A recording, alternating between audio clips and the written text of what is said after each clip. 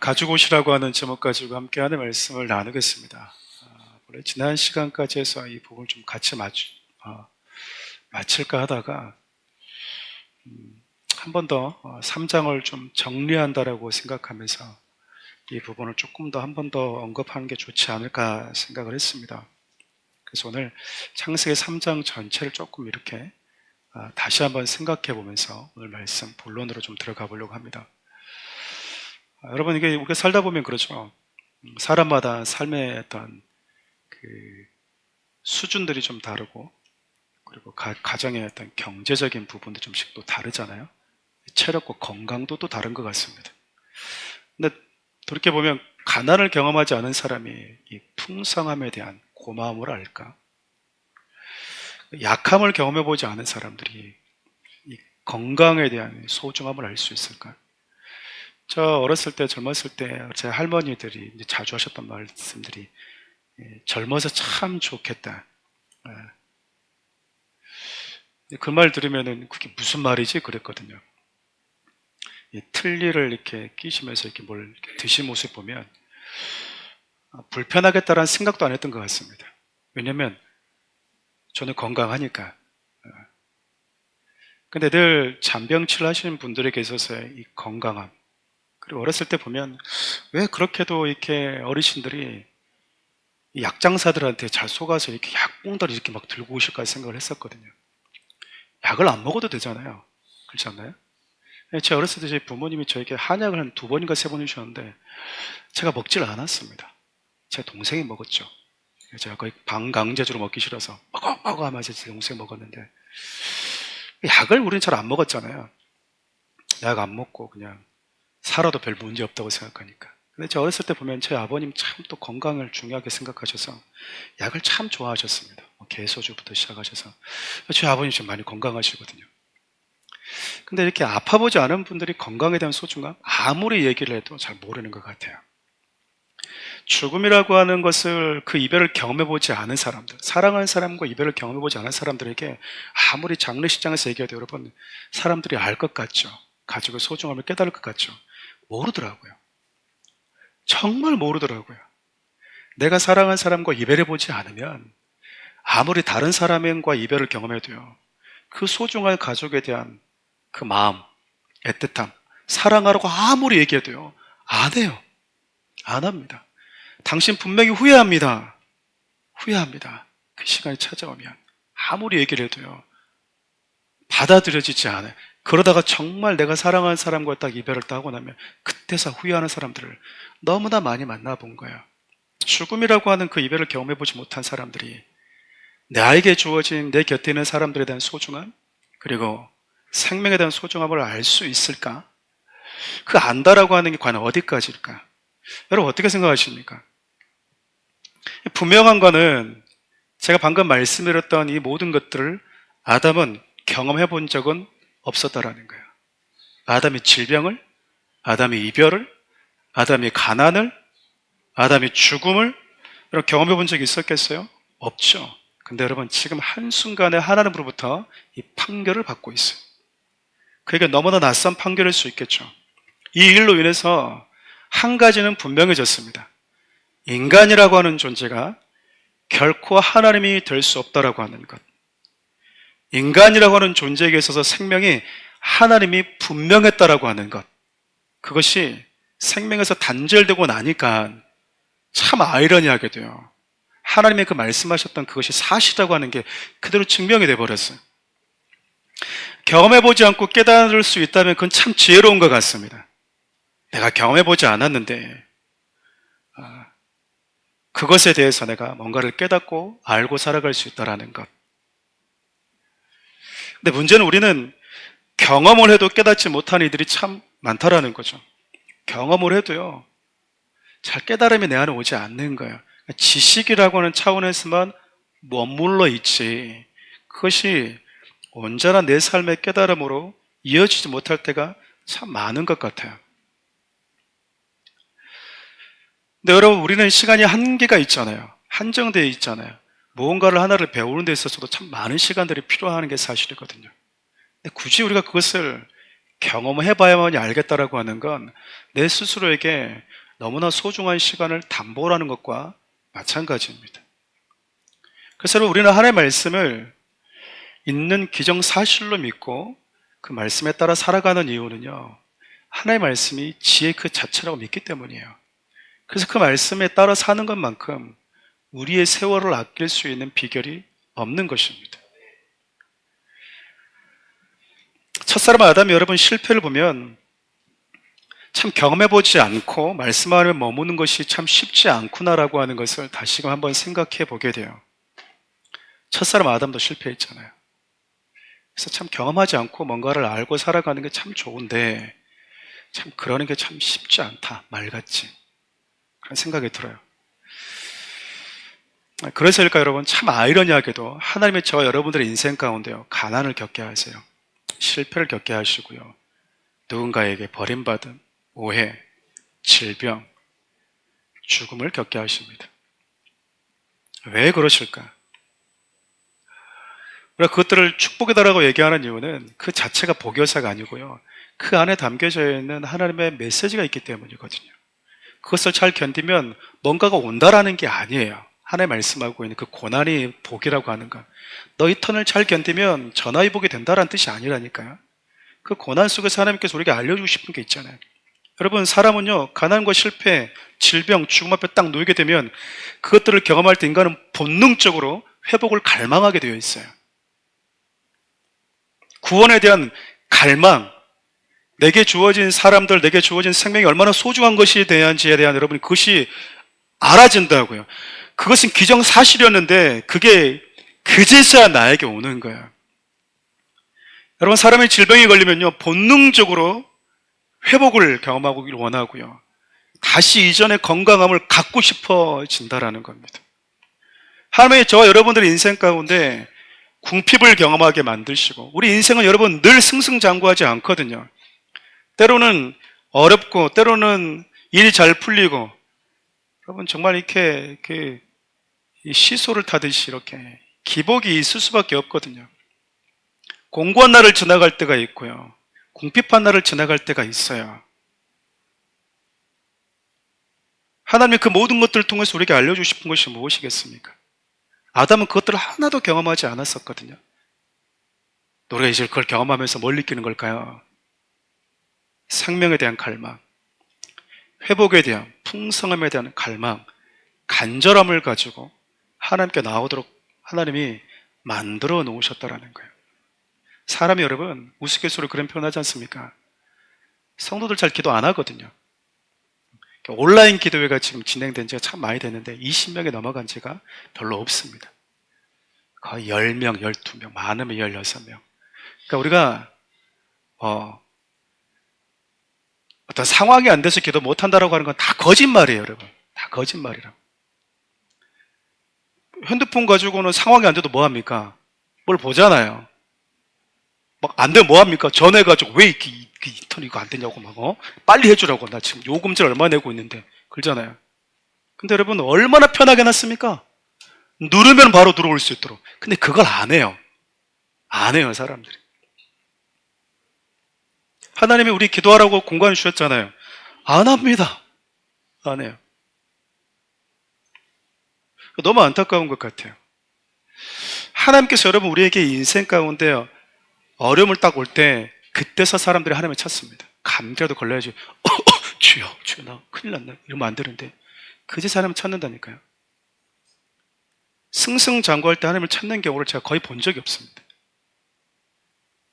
목회자에게 와서 기도하는 많은 분들이 기도 제목이 대부분 힘든 상황이에요. 잘 나갈 땐 하나님 찾지도 않아요, 잘. 그래서 그 얘기 해야죠. 어려워지면 그때서 와서 목사님 그때 잘 나갈 때 헌금이나 할걸, 뭐 좀 할 걸 그랬어요, 뭐 이렇게. 그런 말은 여러분 절대 하시면 안 돼요. 그 하나님 되게 기분 나쁜, 저도 기분 나쁜데 하나님도 얼마나 기분 나쁘시겠습니까? 사람이 여러분 그런다니까요. 직접 그것이 내 문제가 되어봐야만, 내 아픔이 되어봐야만 그제서 느껴요. 그제서 하나님을 찾아요. 저는 이 땅에 하나님이 아픔과 슬픔, 이별을 남겨두면서 우리 모두는 그 경험을 하거든요. 그제서 하나님을 찾게 만들어 놨어요. 인간이 얼마나 강팍하면, 얼마나 무지하면, 얼마나 깨닫는 게 더디면, 아무리 말을 해도 하나님 말씀이 마음에 잘 안 들어오니까 안 들어오거든요. 당신의 인생의 주인이 하나님이십니다. 당신의 풍성함이 하나님이십니다. 당신의 그 넉넉함을 주신 분이 하나님이십니다. 아무리 말해도 우리 잘 모르잖아요. 잘 몰라요. 그 지혜가 우리에게 오질 않아요. 너무 단단해져 있어서. 참 하나님의 지혜는 그 속에서 우리에게 슬픔과 역경의 터널을 지나가게 하면서 우리의 심령을요 가난하게 만들어 놓으셨어요. 여러분, 지난 시간 인간이 범죄한 순간 어떤 일이 벌어졌는지 가장 먼저 일어났던 게 여러분 하나님을 향해서 피했던 거라고 우리 살펴보지 않았습니까? 하나님이 무서운 분으로 다가오는 거예요. 그러니까 아직까지 우리가 하나님을 두려운 분으로 인식하고 있다라고 하는 건 하나님을 모른다라는 뜻입니다. 범죄한 인간에게 나타나는 가장 그 대표적인 게 하나님보다 자꾸 피하고 싶은 충동이 일어난다라는 거예요. 역으로 보면 여러분, 내가 어느 장소에 있는데, 그렇잖아요? 내가 어느 순간에 놓여 있는데 하나님의 방문이 부담이 되고 피하고 싶은 강한 충동이 일어나고 있다라고 하는 건 여러분, 내가 지금 죄의 자리에 있지는 않는지 점검해 볼 필요가 있는 거야. 하나님이 싫어하는 자리에 내가 있기 때문에 하나님의 방문이 혹은 하나님을 향해서 피하고 싶은 충동이 일어나는 것은 아닐까? 여러분, 거의 대부분 그렇습니다. 거의 대부분 그래요. 왜 하나님의 말씀은 생명의 말씀이라고 그러는데 왜 그 말씀을 들으면 내가 불편하고 짜증이 날까? 여러분 생각해 보세요. 내가 하나님으로부터 이렇게 멀리 떨어져 있으니까 그런다니까요. 100% 그렇습니다. 100% 그래요. 내 생각에 굳건하면 하나님의 말씀이 들어올 틈이 없어지는 거죠. 고작 인간이 하는 게 뭐죠? 자꾸 피해서 숨는 거예요. 하나님이 부담스러워지고 멀어지고 싶은, 그분에게로부터 멀어지고 싶은 충동, 그 자체가 여러분 인간에게 미친 죄가 가져다 준 가장 큰 저주라는 거예요. 여러분, 그 생명을 거부하는 것만큼 저주가 있을까요? 예를 들면 여러분 좀 극단적인 예일 수 있겠지만, 물고기는 물을 먹어야 살잖아요. 근데 물고기가 물을 먹을 때마다 막 구토하고 토하고 설사하고 그러면 어떻게 될 것 같아요? 얘 먹어야 되잖아요. 근데 먹으면 내 몸이 망가지는 거예요. 아이러니하죠. 그걸 먹어야만이 사는데 먹으면 몸에 계속 탈이 난다면 그 자체가 비극 아니겠습니까? 죄는 여러분 인간으로 하여금 하나님과 멀어지게 만들어 놔버렸어요. 우리 이사야 59장 2절은 이렇게 얘기합니다. 죄의 저주를 이렇게 표현하는데 한번 읽어볼까요? 오직 너희 죄악이 너희와 너희 하나님 사이를 갈라놓았고 너희 죄가 그의 얼굴을 가려서 너희에게서 듣지 않으시게 함이라. 죄가 하나님과 우리 사이를 갈라놨대요. 그것이 저주라고 말해요. 성경은 이 저주의 반대를 복이라고 하는데 대부분 복을 얘기할 때 하나님과 가까이 있는 것, 하나님의 말씀에 순종하는 걸 복이라고 얘기하거든요. 그러니까 여러분 하나님으로부터 멀어지는 것을 가볍게 생각하시면 안 된다라는 거예요. 가볍게 생각하시면 안 된다. 여러분 제가 그런 예화를 자주 들었잖아요. 저와 여러분들이 살고 있는 이 세상은 우리의 신앙을 도와주는 환경이 아니에요. 여러분 강물이 흘러내리는 곳, 개울가를 여러분들이 한 번씩 다가가서 이렇게 발 담글 때 보시면 작은 송사들이 있잖아요. 그 송사들이 여러분 이게 거슬러 올라갈 때 뭐 하냐면 가만히 있지 않아요. 몸을 이렇게 몸부림을 치든지 꼬리를 치든지 해야지 여러분 이렇게 올라간다니까요.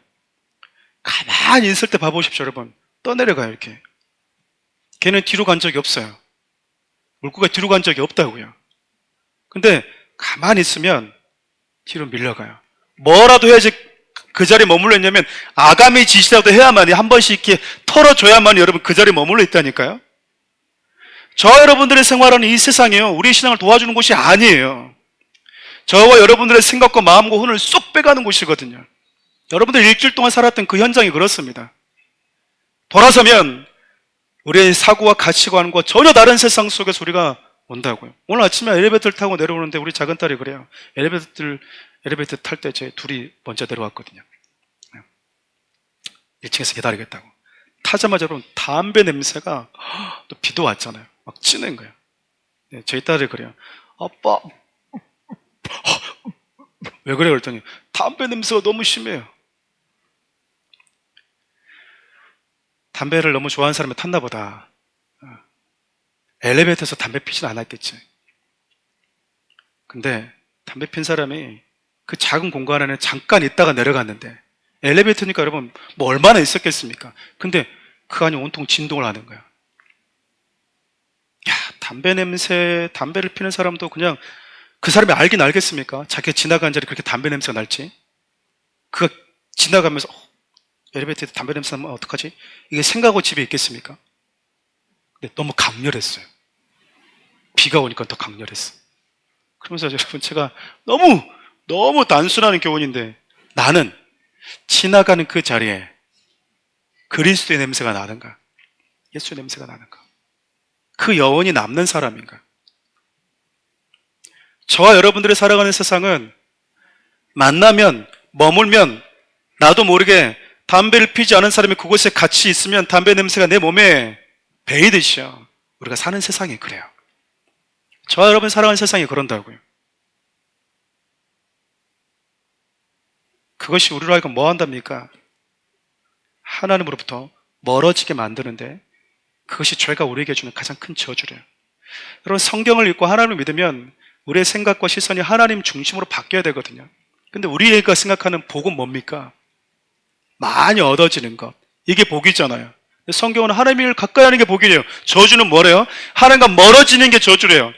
근데 우리는 아프거나 일이 좀 안 풀리면 저주라고 생각하거든요. 아니에요, 여러분. 일이 잘 풀려도 내가 하나님을 찾고자 하는 마음이 없어지면, 내가 기도에 무릎을 꿇었다는 생각이 들지 않으면, 여러분, 그게 저주예요. 내가 예배하는 게 부담스러워지고 하나님께 나아가는 것 자체가 부담스러워지고 있다고 하는 건, 물고기가 물을 먹어야 살 수 있는데 그걸 먹으면 탈이 난다고 생각하고 있고, 내가 있는 물이라고 환경이 부담스러워진다면 여러분, 그게 얼마나 저주입니까? 그렇지 않아요, 여러분? 목회자 여러분들이 말씀할 때가 있어요. 여러분 말씀을 읽으셔야 됩니다. 기도해야 됩니다. 그럼 여러분 두 가지 반응이 나올 거 아니에요. 주님, 다시 정신 차리게 해주십니다. 정신 차리게 해주십시오. 다시 해보겠습니다. 목사님 통해서 다시 한번 하나님께서 일깨워 주시네요. 이렇게 생각하는 사람도 있을 것이고, 와, 부담되네.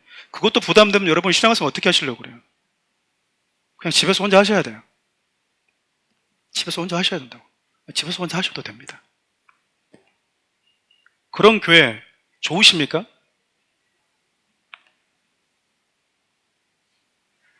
우리가 하나님의 말씀을 가지고 섬깁시다, 선교합시다. 아, 부담되네. 그럼 뭐하라고 교회를 다니죠? 예수는 왜 믿죠? 여러분, 예수 믿는 거는 주님의 가신 길을 따라가는 거거든요. 근데 따라가지 않고 내 방식으로 신앙생활을 하겠다. 여러분, 죄송한 표현이지만 백날 신앙생활도 여러분 하나님 나라 못 갑니다. 불행한 신앙생활을 하고 있는 거야. 불행한 신앙생활을 하고 있는 거라고요. 그냥 예수 바깥에서 내 마음대로 살다가 그냥 하나님 없는 나라 가는 게 덜 억울하지 않겠습니까? 이왕 신앙생활을 하려면 뭐 해야 돼요? 그냥 오늘 내가 왔습니다가 아니라, 이왕 신앙생활을 하려면 여러분들이 적어도 하나님이 살아계시다고 하는 사실을 믿는다면 성경에 이끄는 대로 가야 되는 것, 그게 가장 후회되지 않지 않겠어요? 하나님을 가까이 하는 것, 그게 복인데, 범죄할 때 일어났던 건 가난이 아니었었고요, 실패가 아니었었고요, 질병도 아니었고요, 하나님과 특히 멀어졌던 거예요. 그럼 여러분, 적어도 신앙생활 저와 여러분들에겐 하나님으로부터 멀어지는 게 얼마나 큰 슬픔인 것인지에 대한 통증은 있어야 될 거 아니에요? 통증은 있어야 된다고요. 가끔 목회자가 여러분과 만날 때 그런 얘기 합니다. 만나기 전에 또 어떤 성도들은 그래요. 아, 목사님 뻔히 무슨 말 할지 알아. 말하지 않았는데. 그렇게 생각하는 분들이 있어요. 뻔히 뭔 말을 할지 알아. 그 말은 여러분, 내 안에 성령님이 그렇게 얘기해 왔다라는 거야. 반드시 또 반대로 얘기하면 그렇게 얘기해 왔는데 고집 부리고 안 해왔다, 그 말입니다. 그냥 가만히 서 있기만 해도 목사님 뭔 말할지 안돼요. 아무 생각 없이 왔는데. 도둑이 제발 저린다고 그러잖아요. 성령님이 내 안에서 계속 뭐 해왔다라는 거죠? 그거 고쳐야 돼. 그건 잘못된 거잖아. 난 네가 기도하기를 원해. 나는 네가 겸손하기를 원해. 그렇게 말해왔다라는 거잖아요. 여러분, 하나님으로부터 멀어지는 걸 가장 슬퍼하십시오. 그게 가장 슬픈 거야. 가장 슬픈 거라고요. 여러분, 그렇게 하나님으로부터 멀리 떨어져 버린 그 인간에게 하나님이 찾아오셔서 뭐 하시냐면요, 저주한 것이 아니라 징계를 하셨어요. 매를 드셨다 그 말입니다. 하나님의 드신 징계와 매는요, 아픔과 슬픔이 담겨져 있는 게 아니라 메시지가 들어있어요. 교훈하기 위해서 부모가 매를 들고 징계하는 것이지, 때리기 위해서 그 자체, 때리면서 희열을 느끼는 것이 아비가 아니기 때문에 그래요. 그래서 하나님이 여자에게 뭐 하시죠? 너 생명을 얻을 때 네가 그렇게 쉽게 포기해보고 버렸던 그 생명의 소중함이 어떤 것인지 네 몸으로 네가 좀 느껴봤으면 좋겠다. 하나님이요, 해산의 수고가 고통이 아픈 걸 알면서도 그걸 허락을 해버리신 거예요. 네 몸에 아이를 임신한 순간부터 해산할 때까지 한 생명이 내 곁에 오게 있는 그 과정에 네가 보지 못했기 때문에 내가 너를 창조한 그 사랑의 수고를 알지 못하는 것 같은데 그걸 알게 해줬다라는 거예요. 그래서 여러분, 우리는 임신한 여성들은 어떻게 됩니까? 아이 낳을 때 늦게 왔다고 남편 평생 기억하면서, 너가 아버지 나 임신할 때 애 낳을 때 옆에 술 먹고 있었다, 들어올 때 나를 먼저 쳐다보지 않고 애를 먼저 쳐다봤다. 이런 건 여러분 듣지도 마세요. 듣지도 마시라고요. 그런 말들이 나로 하여금 왜 하나님이 여성인 나에게 해산의 수고를 주셨는지 그 메시지를 듣지 못하게 막아버린다고요.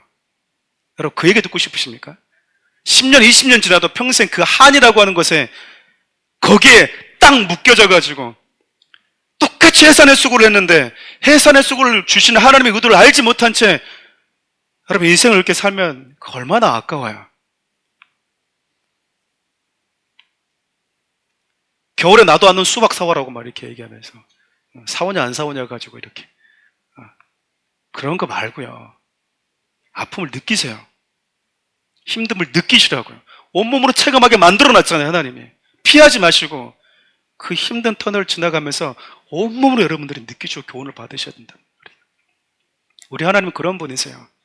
우리를 아프게 하시고요, 고통의 터널을 지나가게 하시면서 그것을 하나님이 우리로 하여금 느끼게 하시는 분이시라고요. 안 아프게 하시는 분이 아니라니까요, 하나님은. 남자도 마찬가지입니다. 하나님이 여러분 아담에게 줬던 것은 정원이었어요. 황폐화된 땅이 아니었다고요. 근데 이제 아담이 범죄하면서 땅이 다 저주를 받게 돼버렸어요. 그 저주받은 땅이 가시와 엉겅퀴를 내게 되었고, 인간의 땀이 수고가 자기가 밟고 살아가는 그 땅으로 흘러내릴 때 그 땅이요, 비로소 열매를 주는 땅으로 바뀌어버렸어요. 지금 이스라엘 백성들이 모세를 통해서 지금 이 메시지를 다 듣고 있잖아요. 인간이 왜 타락했는지, 왜 하나님으로부터 멀어졌는지, 땅은 왜 저주를 받았는지, 땅이라고 하는 이 독특한 이 특성이 인간의 죄로 인해서 더럽혀진다고 하는 것을 지금 듣고 있는 거예요. 근데 그 더럽혀진 땅에 다시 열매가 맺으면 어떻게 된다는 겁니까? 인간이 땀을 땅에 흘려야 된다는 거예요. 그것이 가난에 살고 있는 사람들의 죄로 인해서 더럽혀진 그 땅을 거룩하고 순결한 하나님의 말씀을 가지고 기꺼이 수고하는 자들을 통해서 그 땅이 다시 회복된다라고 얘기하고 있는 겁니다. 인간이 망쳐놓은 이 세상을 다시 정원으로 만들기 위해선 손에 이 굳은 살이 박혀야 되고요, 땀을 흘려야 된다라는 거예요. 그것이 저와 여러분들에게 주어진 사명이라고 얘기합니다. 우리 일터에서, 우리 가정에서, 우리 삶의 자리에서 저와 여러분들의 인생에 주어진 그 시간 속에서 그 땀을 흘리는 존재가 바로 그리스도인이라는 거예요. 우리는 그것을 사명이라고 얘기를 하고요, 그런 삶을 어떻게 살아야 되는지를 가르쳐 주는 게 지금 교회입니다. 하나님이 그 일들을 아담과 하와에게 그 수고가 얼마나 쉽지 않은 것인지 알면서도 그 수고를 직접 해보면서요, 느끼도록 하셨어요. 느끼도록 하셨다고요. 그러니까 여러분, 저는 그렇게 생각하거든요. 힘드냐 힘들지 않냐보다 더 중요한 게요, 하나님이 내게 주신 그분의 마음을 깨닫느냐가 더 중요한 거라고요. 어떤 분들은 힘든 건 힘들어 그냥 고생도로 다 하다가 하나님의 주신 그 마음을 전혀 만나지 못하고 돌아가는 분들이 있거든요. 너무 불행한 거죠. 오늘 여러분 창세기 마지막 3장의 마지막 내용입니다. 아시다시피 여러분, 하나님께서는 에덴 동산 중앙에 선악과뿐만 아니라 생명을 알게 하는 나무, 생명나무도요 함께 두셨어요. 동산 중앙에 2개의 나무가 있었다 그 말입니다. 근데 여러분, 마귀가 왔을 때 아담과 하와를 어떻게 유혹하죠? 하나님의 형상대로 지음받은 인간아, 이 열매를 먹어라. 생명을 먹어라. 나는 하나님의 형상 가득한 네가 그 모습 그대로 영원히 살았으면 좋겠다. 아니요. 마귀는요, 우리 인간의 생명에 관심 없습니다. 우리가 하나님의 형상을 가지고 살아가는 데 관심이 없어요. 저 여러분들이 하나님의 형상을 회복했다고요? 사단이 가만히 둘 것 같나요? 여러분들이 시간이 나는 조금씩 성장해 왔던 것 같은데 왜 늘 영적 싸움을 싸울 때 이전과 똑같은 힘이 들어가지? 마귀의 체급도 바뀌었기 때문에 그래요. 사단의 체급도 달라졌다고요. 여러분들 성장한 만큼 마귀의 체급도 달라집니다. 마귀는 여러분을 압도할 수 있는 체급으로 다가오고 싶어 하겠죠. 하나님이 근데 막으셨으니까. 마귀 여러분, 아담과 하와에게서 뭐 얘기했습니까? 선악과에 관심을 갖게 만들었어요. 우리의 영원한 생명에 관심을 갖게 만드는 것, 그렇게 했던 것이 아니라 우리의 생명에 관심이 없는 존재가 바로 마귀입니다. 예수님은 여러분, 저와 여러분들의 생명에 관심이 있거든요. 생명에 관심이 있으세요, 그분은요. 저와 여러분들의 영혼에 생명에 관심이 있으세요. 근데 마귀는 우리 영혼에 관심 없습니다. 그저 눈앞에 보이는 호기심과 쾌락에 빠져서 살다가 그냥 그렇게 사라지는 인생으로 만들어버리는 게 마귀의 목적이에요. 여러분, 가벼운 예로 부정적인 수많은 중독들을 들 수 있지 않겠어요? 왜곡된 성중독, 알코올 중독, 마약 중독. 여러분, 이런 중독들이 우리에게 공통적으로 주는 게 뭔지 아세요? 쾌락입니다. 호기심이에요. 즐거움을 줍니다. 노래 생명과 행복과는 다 거리가 먼 것들이에요. 거리가 다 멉니다. 여러분, 우리가 왜 죄를 지을까 생각해 보면 죄 안은 여러분 즐거움이 있기 때문에 그래요. 우리 히브리서 11장 25절부터 26절 함께 읽어볼까요? 도리어 하나님의 백성과 함께 고난받기를 잠시 죄악의 낙을 누리는 것보다 더 좋아하고 그리스도를 위하여 받는 수모를 애굽의 모든 보화보다 더 큰 재물로 여겼으니 이는 상 주심을 바라봅니다. 성경 여러분, 모세를 어떻게 표현하냐면요, 모세는 세상에서 누릴 수 있는 그 즐거움, 그 잠시의 즐거움보다, 근데 그 잠시의 즐거움이 그냥 즐거움이 아니잖아요. 왕으로서 누리는, 애굽의 왕자로서 누리는 화려함과 풍성함과 그 즐거움이잖아요. 근데 그 즐거움보다 하나님의 백성과 함께 고난받는 것을 선택했던 자라고 소개하고 있어요. 고난은 힘든 거잖아요. 근데 그 고난이 힘든데 그 힘든 주님과 함께하는 그 고난 속에서 주어지는 기쁨과 보람을 더 좋은 걸로 여겼다 그 말이에요. 사람들이 죄를 짓는 이유는 그 죄 안에 즐거움이 있기 때문에 그렇습니다. 문제는 죄가 주는 그 즐거움에는 생명이 없고 아주 잠깐의 낙이 있을 뿐이라는 거예요. 여러분, 선악과를 먹었던 순간에 내가 정말 하나님이 될 수 있지 않을까? 내가 정말 하나님처럼 될 수 있지 않을까라는 그 기대감, 뭔가 모를 호기심. 그래, 내가 왜 하나님 앞에 찾고 내가 지배를 받고 살아야 되지? 나는 나인데 내 삶의 주인이 내가 될 수 있지 않을까? 그리고 한 번 베어 먹었을 때 온 세상의 주인이 마치 내가 된 것 같은 그 쾌감에 들었을지 모르겠어요.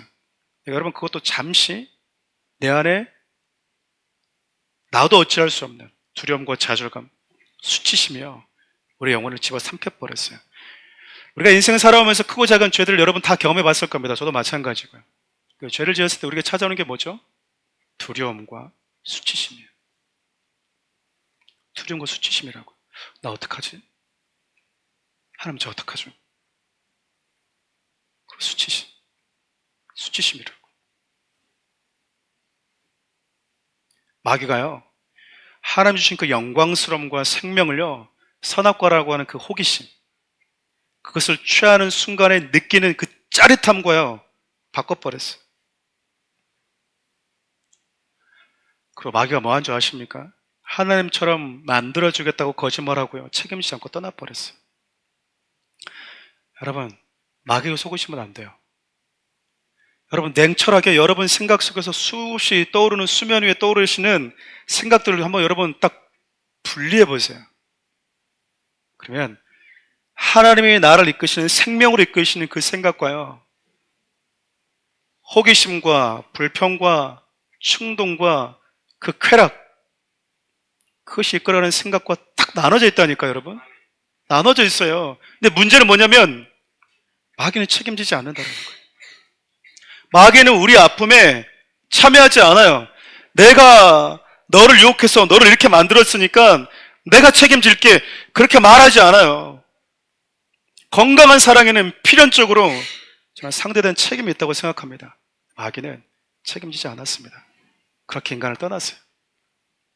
뭔가 다 줄 것처럼 얘기하다가, 뭐가 엄청난 걸 줄 것 같이 얘기하다가, 내가 세상을 모든 것을 다 가진 주인처럼 만들어 줄 것처럼 하다가 순간의 호기심과 쾌락 그 외에 그가 준 게 없습니다. 아무것도 준 게 없어요. 근데 여러분, 앞서 얘기했던 것처럼 인간의 어리석음은 그래도 그렇게 가고 있다는 거예요. 그냥 내 기분 내키는 대로 가버리는 거예요. 그냥 아닌 거 아는데 이렇게 얘기합니다. 안 되는 거 어떡해요? 그냥 가버려요. 그럼 그 안 되게 만든 건 누가 안 되게 만들어줬지? 누군가 자꾸 나에게 안 된다고 생각을 심어주는 거잖아요. 그래서 이제 뭐가 됐죠? 안 된다고 하는 생각을 자꾸 듣고 자꾸 듣고 자꾸 듣다 보니까 그 안 되는 게 나인 것처럼 이제 내가 인식해버리는 지경까지 가버린 거야. 그렇게 인간이 가버린 거라고요. 오히려 하나님이 나에게 다가오시는 게 더 낯설고요. 하나님이 내미시는 손길이 더 낯설게 다가오는 거예요.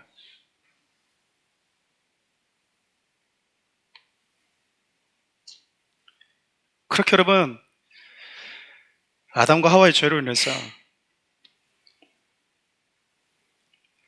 인간의 참 불행한 일들이 그 결과가 찾아오게 되었던 거예요. 특별히 하나님은 여러분 남자를 저주하실 때 이렇게 말씀하세요. 너로 인해서 땅이 저주를 받았다. 그것뿐만 아니라 하나님처럼 되고 싶어 했던 아담과 하와에게, 특별히 아담에게요, 너는 흙이니 흙으로 돌아갈 것이다 라고 말씀하셨어요. 무슨 말씀인지 아시겠습니까, 여러분? 하나님처럼 되고자 했던 인간에게요, 결코 너는 하나님이 될 수 없어. 하나님께서 멀어지면 그저 인간은 흙일 뿐이야. 먼지일 뿐이고 티끌일 뿐이야. 한 줌의 흙으로 돌아가는 다른 짐승과 다를 바 없는 존재라고 지금 말씀하고 있는 거예요. 너는 흙이다라고 다시 한번 하나님이 뭐 해주고 있는 겁니까? 상기시켜주고 있는 거야. 너 티끌인 거, 너 먼지인 거 잊어버렸으니? 먼지와 티끌 같은 너에게 내가 하나님의 형상을 집어넣어 줬기 때문에 그러면서 너가 특별하고 아름답게 되어졌던 것이지 네 자체가 특별한 만들어내는 게 아니라는 거잖아요. 하나님을 떠나버리니까 하나님이 인간에게 다시 한번 알려주는 거예요. 너는 흙이다. 너는 흙이야. 사람이 대단한 것 같죠, 여러분? 진짜 여러분, 진짜 한 줌 흙이라는 거 여러분 너무나 잘 알지 않습니까? 인간의 아름다움은요, 인간의 존귀함은 하나님 주신 그 본분을 알고 지켜 행할 때, 솔로몬 잠언서의 전도서의 그 결론처럼 얘기했던 것처럼 이 일의 결국을 다 들었다면 인간의 본분이 무엇인지 알고 살아라고 말하잖아요. 여러분, 우리는 이 일의 결국을 다 들은 자들 아닙니까?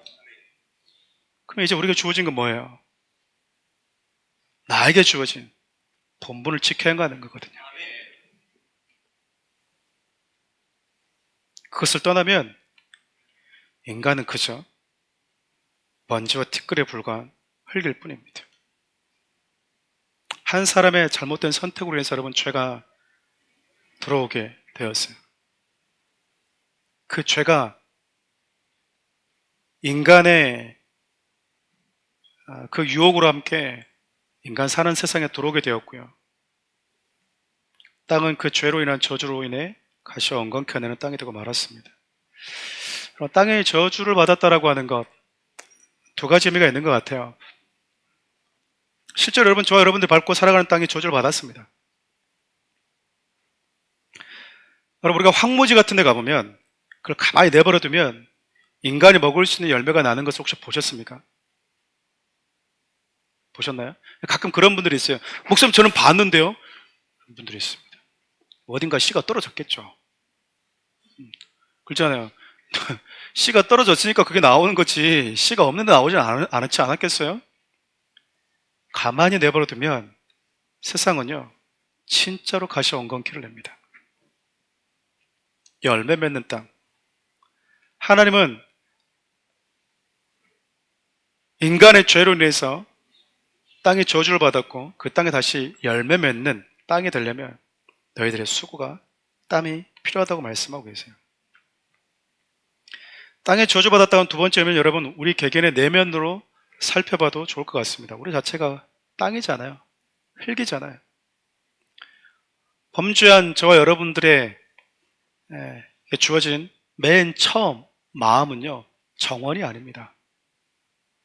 하나님은 아담에게 맨 처음 정원을 주신 게 맞거든요. 범죄한 이후에 저와 여러분들의 마음 속에는 여러분들이 정원을 갖고 태어난 게 아니라 황무지를 갖고 태어나는 거예요. 태어나자마자 인간의 마음밭은요, 온갖 죄의 씨가 만들어버린 무성한 잡초들로 그냥 가득하다, 그 말입니다.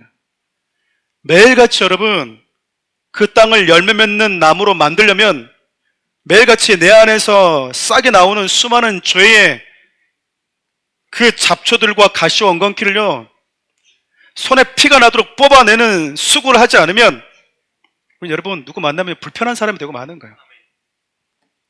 여러분, 누군가를 만났는데 곁에만 있어도 쉼이 되는 사람이 있고요, 누군가 옆에 앉아 있어도 위로가 되는 사람이 있고요, 그리스도의 향기가 나는, 꽃향기가 나는 사람이 있고, 어떤 사람은 여러분 틱에 가시가 되는 사람도 있어요. 앉아있으면 불편하고 찌르는 사람, 상처를 준 사람. 왜 그럴까요? 우리는 가시가 있었어요. 그래요. 말 한마디 한마디 안에 여러분 되게 불편함들이 묻어나는 거죠. 하나님이 우리에게 주신, 그리고 우리가 잃어버린 에덴의 향기는요, 내 안이 황폐화된 내 안에 가시와 엉겅퀴가 나기 너무나 좋은 환경인 이 죄악된 나의 내면을 내가 땀을 흘리고 몸부림치지 않으면 에덴의 향기가 나지 않는다라는 겁니다. 우리가 밟고 살아가는 땅에 우리의 땀방울이 스며들 때 열매가 되듯이 내 안에 있는 죄의 가시와 엉겅퀴가 가득한, 그것들이 제거되는 수고의 땀, 그 땀방울이 흙과 같은 내 몸을 타고 흘러내릴 때 비로소 저와 여러분들의 마음밭이 정원으로 바뀐다라는 거예요. 하나님, 예수님께서 말씀하신 것을 표현을 빌리면 날마다 내 자신을 부인해야 되고요, 십자가를 지고 따라가야 되고, 바울의 고백을 빌린다면 매일같이 내 자신을 쳐서 복종시켜야 되고 날마다 내 자신에게 사형 선고를 내려야 된다는 그 말이에요.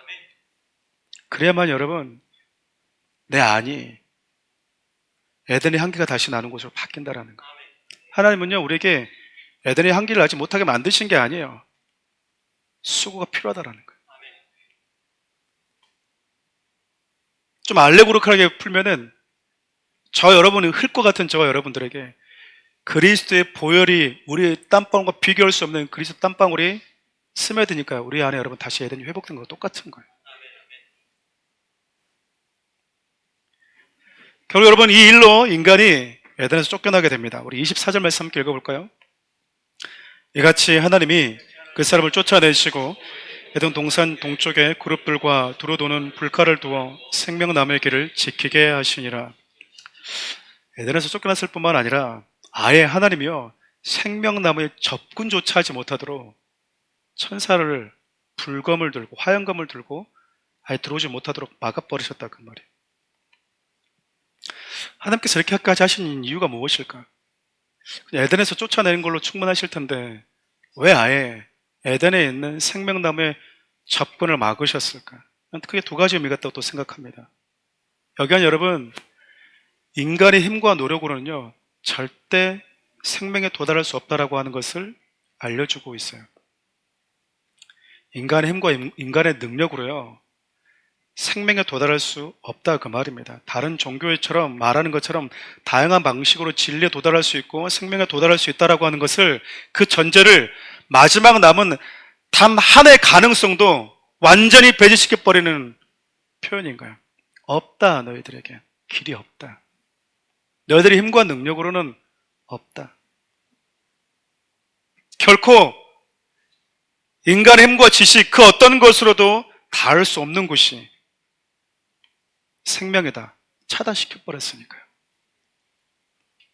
인간이 갈 수 없죠.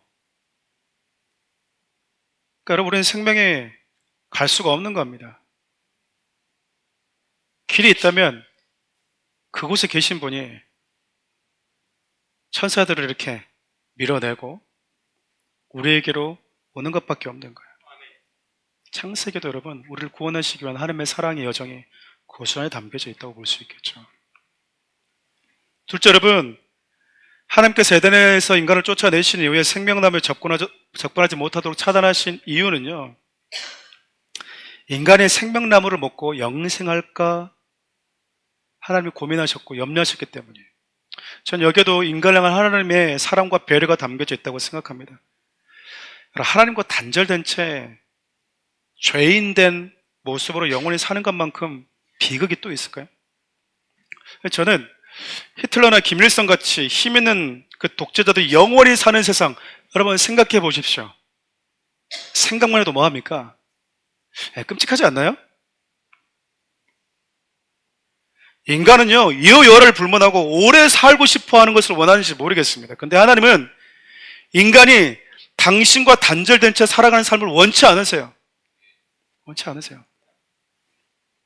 지금도 많은 인간들이 오래 살기 위해서 자꾸 뭔가를 개발합니다. 100세 시대니 더 오래 살 수 있느니, 인간은 자꾸 생명 대신 하나님께로 가려고 하는 것이 아니라 어떻게든 제가 좀 오래 살아보자. 그 오래 살아보려고 하는 이유가 뭐예요, 여러분? 내가 번 돈 이거 다 쓰고 죽자, 씨. 누구한테 물려주기도 아깝다, 씨. 맛있는 거 많이 먹고, 놀 거 다 놀고, 내가 번 돈 다 쓰고 죽자. 그러려면 오래오래 살아야 돼? 그러잖아요. 오래오래 살아야 되는 이유가 뭐예요? 내가 번 돈 다 쓰고 죽어야 되니까.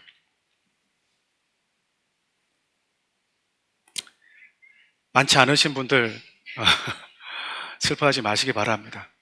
네, 오래 버티지 않고 오래 버티지 않아도 됩니다. 네. 며칠 버틸 수 없지 않겠습니까? 네. 많이 보시는 분들은 어떨까요? 못 죽죠, 못 죽어. 돈 때문에. 사람들이 하나님께 가까이 가려고 하는데 관심을 갖고 애를 쓰는 것이 아니라 하나님께 가까이 가든 말든 관계없이 나는 이대로 오래 살고 싶다라는 거예요. 근데 여러분, 이 땅에서 짧게 사냐 길게 사냐 그것이 중요한 게 아니라요, 예수 안으로 들어오는 게 중요하다고요. 여러분, 기독교 교회사를 보면 수많은 믿음의 사람들이 이 땅에서 영원한 삶을 사는 것을 원치 않았습니다.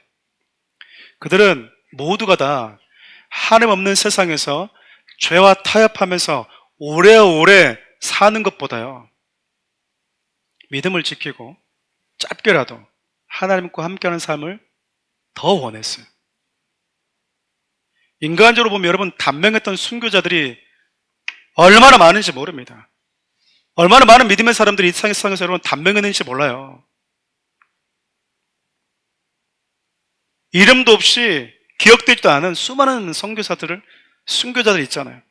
근데 여러분, 실질적으로 그들은 지금 예수 안에서 영원히 살아있어요.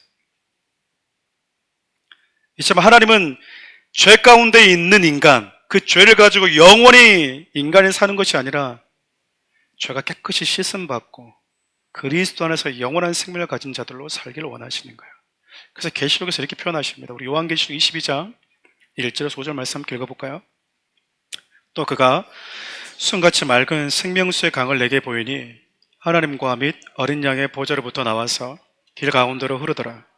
강 좌우에 생명나무가 있어 12가지 열매를 맺되 달마다 그 열매를 맺고 그 나무의 잎사귀들은 만국을 치료하기 위하여 있더라.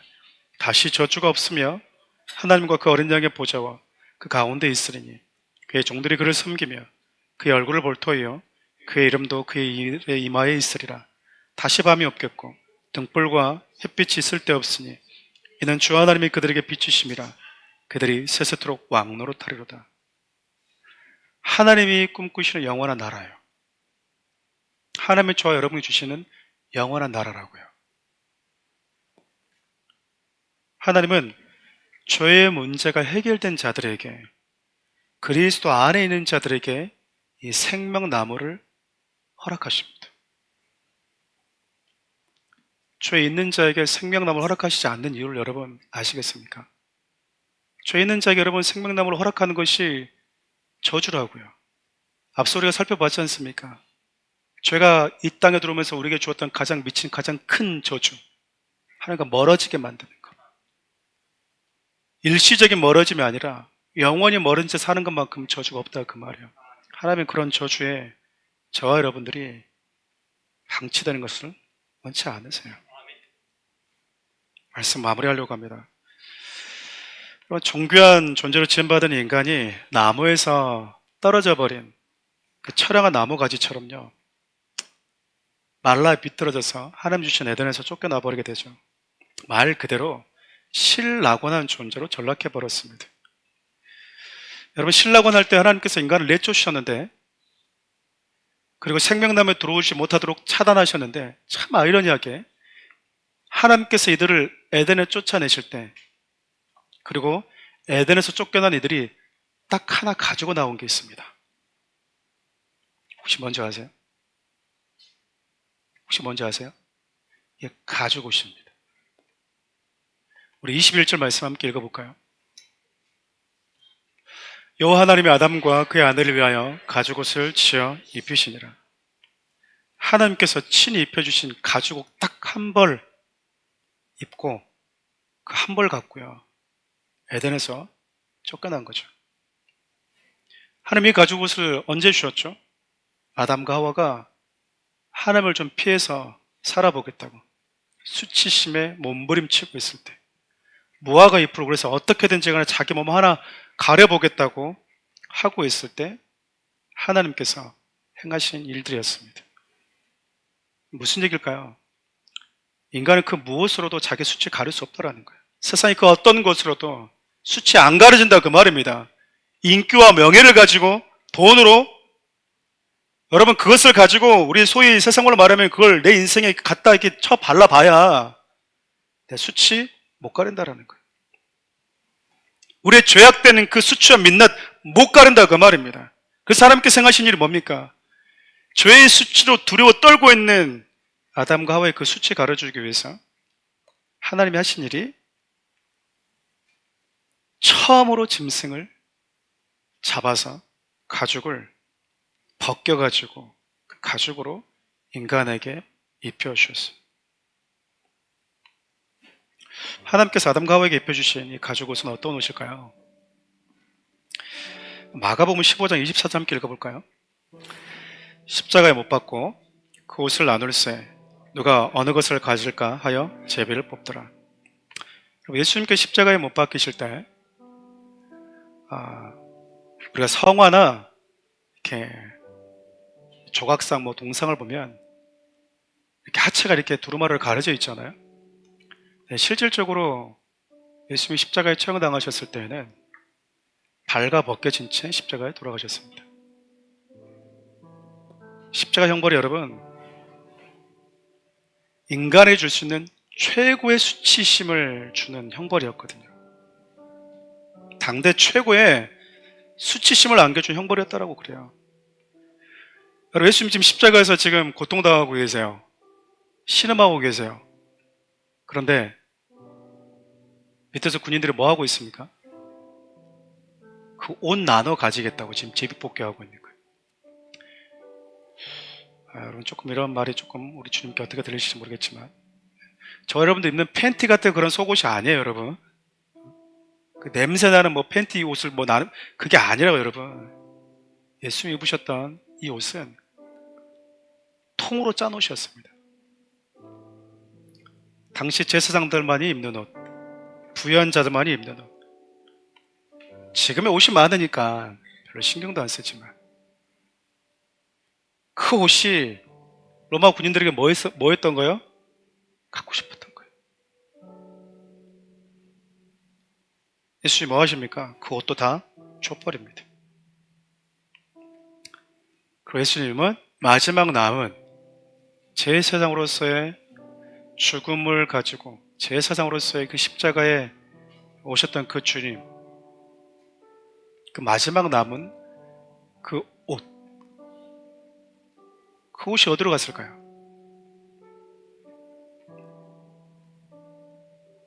우리는 시간과 공간에 있지 않습니까? 2000년 전에 하나님이 십자가에서 행하신 일, 예수님의 그 옷을요, 아담과 하와 수치 가려주기 위해서 하나님 아버지가 가져가 버렸어요.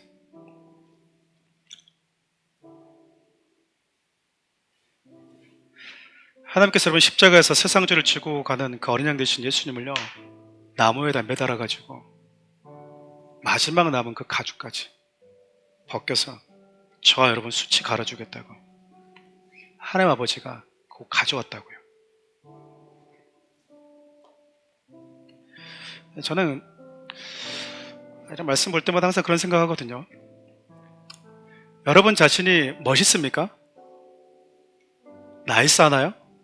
신앙이 좋아 보이십니까? 여러분, 저는 제 자신 참 형편없을 때가 더 많거든요. 신앙, 믿음, 참 부족한 게 많다고 느낄 때가 더 많거든요. 근데 하나님은요, 죄 없으신 그 예수님의 그 옷, 마지막 남은 그 옷 하나까지 저와 여러분들의 그 수치 가려주겠다고 그 옷 가지고 오신 분이시거든요. 그걸 어떻게 표현할 수 있을까? 그분의 그 사랑을 우리가 뭐라고 말할 수 있을까? 여러분, 오늘 여러분들이 또 다짐하고 회개할 수 있거든요. 그 다짐이 일주일 갈지 한 달 갈지 우리 모르거든요. 근데 우리 주님 뭐 하십니까?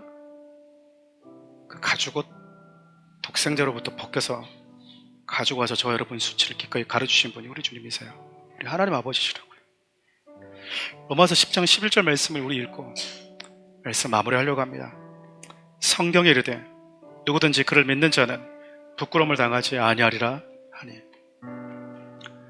그리스도 안에 있으면 부끄러움 당하지 않는다. 예수님은 여러분 당신께는 모든 자들의 감당해야 될 주의 수치심을 대신 짊어지셨습니다. 이사 53장의 고백처럼 친히 우리의 죄를, 우리의 수치를 그에게 감당케 하도록 하신 분이 하나님 아버지세요. 사랑하는 우리 성도 여러분, 성경은 아무리 읽고 또 읽어봐도 저와 여러분들을 사랑하신 삼위 하나님의 사랑, 그 사랑의 결정체인 예수 그리스도밖에 보이지 않는 것 같아요. 창세기에서도, 출애굽기, 레위기, 민수기, 신명기에도 모든 성경에 예수 그리스도만 있어요. 하나님께서 여러분 당신의 독자의 가죽을 벗겨서 수치로 두려워 떨고 있는 저와 여러분들에게 입혀주시기 위해서 신음하고 있는, 목마름에 처절하게 죽어가고 있는, 가서 위로해주고 안아줘도 모자랄 판인데 그렇게 치를 떨고 괴로워하고 있는 그 독자에 가세요. 우리 하나님이 너무나 잔인하게도요, 마지막 옷까지 벗겨내셨습니다. 우리가 뭐라고? 기도합시다, 예배 드립시다, 전도합시다 말만 해도 부담 느끼는 우리인데, 여러분 우리 주를 위해서 한번 인생 아름답게 한번 살아봅시다, 우리 주님께 좀 한번 쏟아봅시다 라고 말해도 부담스러워하는 우리인데, 하나 앞에 인색하기 그지없는 우리들인데, 자주 토라지고 삐지는 존재들인데, 그렇잖아요. 아직까지도 하나 앞에 살면서 기싸움하고 있고 하나님 앞에서 여전히 내 생각 버리지 못하고 살아가는 그 연약함을 가지고 있는 게 우리들인데, 하나님이요, 뒤도 돌아보지 않고요, 너무나 슬픔 속에 신음하고 있는 우리 주님의 옷을 벗겨내셨어요.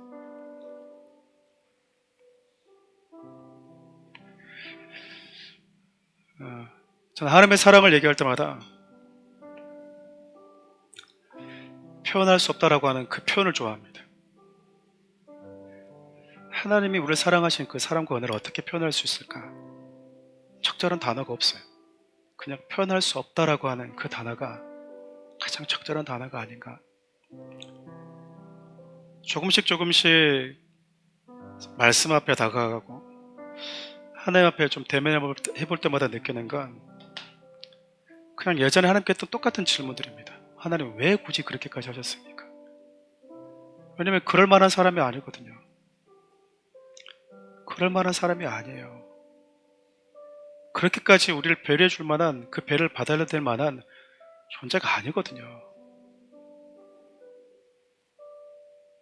근데 우리 하나님 아버지가 그 일을 행하셨어요. 사랑하는 우리 성도 여러분, 저는 여러분이 그 사랑을 받은 자라고 하는 사실을 가지고 하나님을 사랑하는 자로 살아주셨으면 좋겠습니다. 우리 주님처럼 누군가의 수치를 가려주는 자, 보듬어 내는 자로, 누군가의 또 다른 가죽옷을 지어 입히기 위해서 기꺼이 오해받는 것, 수치받는 것을 두려워하지 않는, 예수 때문에 고난받는 것, 예수 때문에 치욕받는 것 두려워하지 않는 자들이 되었으면 좋겠어요. 지난주에 제가 이렇게 말씀을 결론을 내렸습니다. 예수님이 참 안쓰러워 보이긴 하지만 예수님에게는 이렇게 하실 만큼 창조주인 당신의 생명을, 당신의 수치까지도 기꺼이 내어줄 만큼 사랑하는 이들이 있었구나. 그래서 우리 지금 참 행복하시겠구나. 전 여러분들도 똑같이 우리 주를 위해서 기꺼이 뭐든지 할 수 있는 사람이 되었으면 좋겠습니다. 주를 위해서 뭐든지 할 수 있는 사람들. 우리 찬양으로 좀 주님께 나아갔으면 좋겠습니다.